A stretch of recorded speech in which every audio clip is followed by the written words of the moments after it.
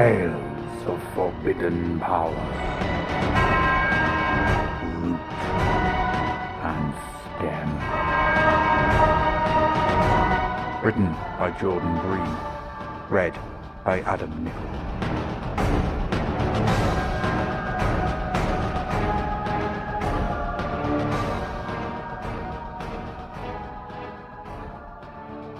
Branches crunched underfoot as Gluttok staggered backwards.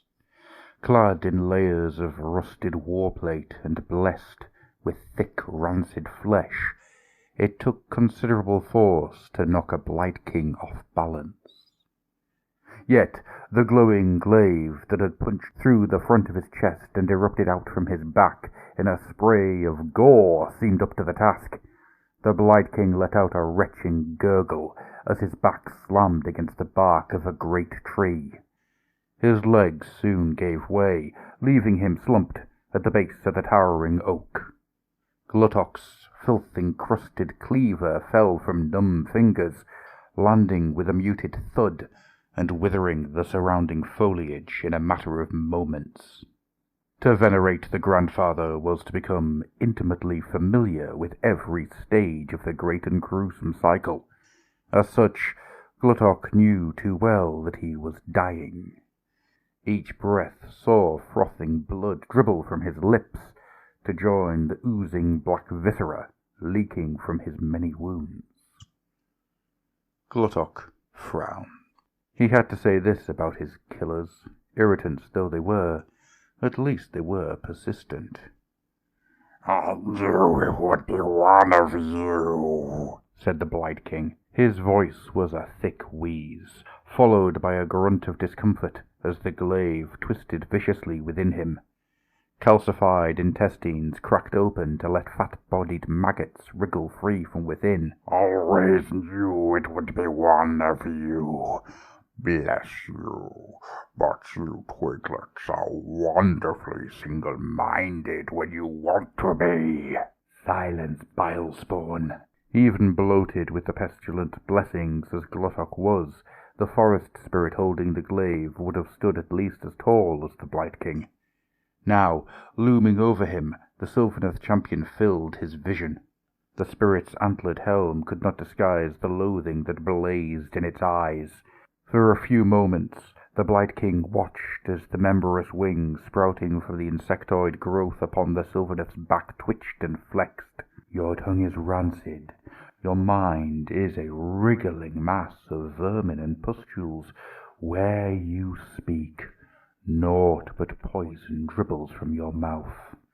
Now, flattery will get you nowhere," Gluttok grunted. Strength fled him with each passing moment, and he did not even try to pull the glaive free.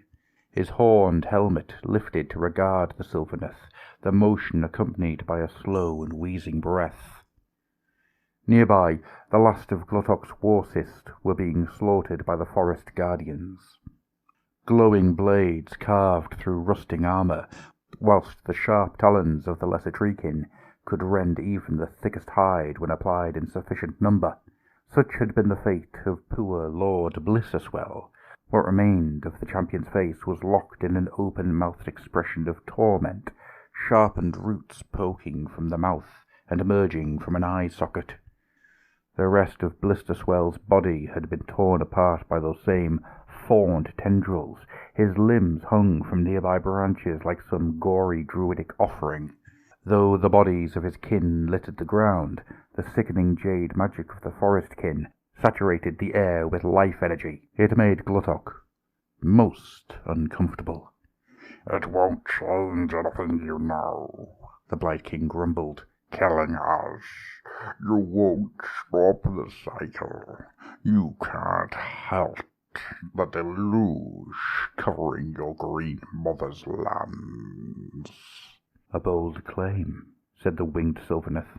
He couldn't tell whether it was male or female, though some quality of its ethereal tone suggested the latter. "Once our conflict was but a series of costly retreats.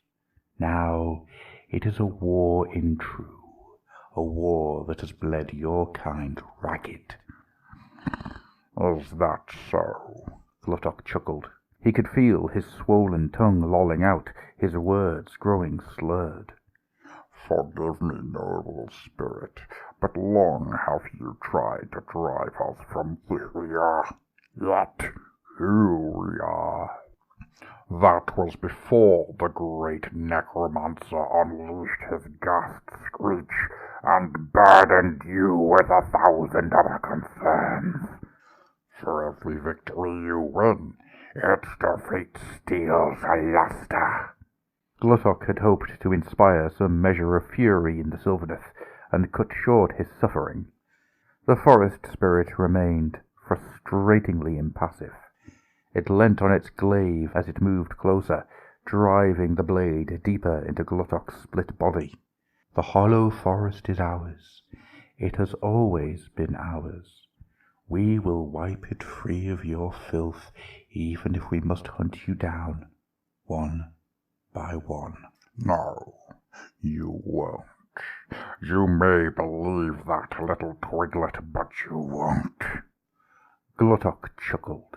The sound soon transformed into a series of retching coughs as a pus-filled lung collapsed. We will not let you. The Maggot King, Glostharax, father of bile beasts, he won't let you. And the Black Oak won't let you either. That got a reaction. Gluttok's body jolted as the glaive slid forward almost to the hilt, its blade sinking into the tree he was propped against. A throaty roar escaped Gluttok as his insides were lacerated. The Sylvaneth leant in closer, its voice a furious whisper. "Tell us!" You already know. Gluttok laughed in demented agony. I know you do. I know you hear it on your damnable soul song. The Black Oak, our Rothschild, a gift from grandfather's own meadows. He sighed. His vision swam, but he steeled himself. He had to deliver one final taunt. It squats at the heart of the Wayne Glade, feasting on the broken bodies of your kin. Do you know where we found its seedlings? A chuckle escaped him in a stream of black bile. Oh, they were in a vault, storm-shrouded and lost.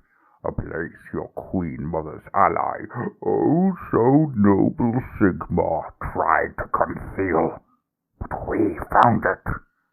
From behind his helmet, Gluttok's rheumatic eyes focused on the killer. Do you think he recalls what he hid there? Did the mighty Thunderer forget what he had secreted beneath your beloved woods? Or did he remember, and simply not tell Allah? Gluttok's words died on his tongue as the glaive was yanked free in a shower of brackish gore. He had only a moment to croak and gasp before the sharpened blade thrust forward and speared the Blight King's skull. The arch-revenant Yamara watched as the body slumped down, blood and pus pumping from the wound torn in its skull. Gore dribbled along the curving edge of her glaive before fizzing away, consumed and purified by the motes of jade magic surrounding her. A low thudding rumbled nearby. Soon it had become the unmistakable refrain of heavy steps, heralding the arrival of something huge and oaken. Did it say a single thing of worth? The voice song of Hallowthorn, revered clan ancient, was clear and direct. Yet Yamara did not answer immediately.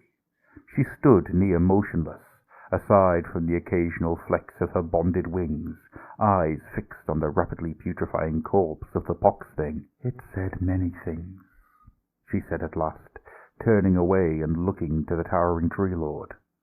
The war of life had left its mark upon Hallowthorn, as it had them all. Great splintered furrows had been carved across his oaken form, the work of a rotling's axe. That the Tree Lord still spoke of his determination to punish the Everqueen's enemies, Yamara would have said it inspired a furious warlust within her. Then again, most things did. Such was life as a vessel of Alarielle's resurgent wrath. Little was of value, she added, listening to the clicking chirrup of her bonded sapphire sprite. But it was adamant in one regard. It claimed that the rot-filth opened something that the Lord of Heavens tried to keep closed. A creaking grunt echoed through the war-torn glade. The keening of the forest folk intensified, a mirror to their lord's own displeasure.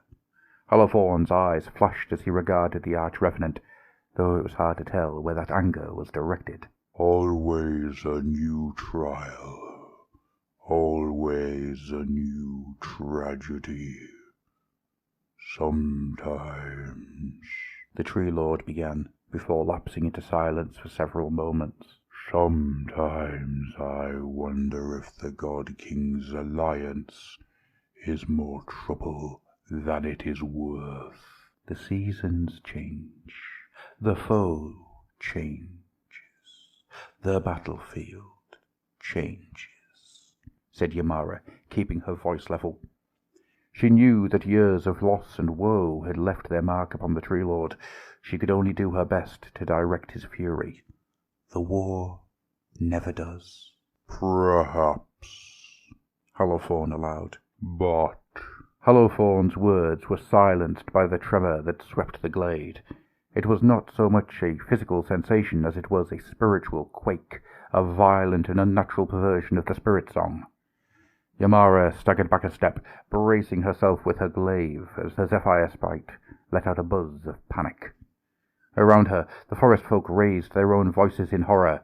Even the Tree Lord was forced to brace himself like a great oak in the face of a hurricane. The immediate force of the tremor swiftly passed, but its aftershocks lingered. Arch-Revenant and Clan Ancient soon looked back to one another. Holothorn gave a grim nod. Go, he commanded. Now. Ymara knew what was expected. Her Zephyr sprite's wings extended, flapping hard and carrying her aloft. She soared upwards, slipping between boughs and branch, till at last emerging into the clear skies of Ghyran. Cool breezes buffeted her as she spread her symbiote wings, hovering there, casting her gaze back and forth. The tremor in the spirit song raged still. It took considerable effort for Ymara to calm herself enough to follow it to its source. On the edge of her vision, a conflagration was raging. Magic ravaged the distant glade, an outpouring of malignant sorcery long held at bay.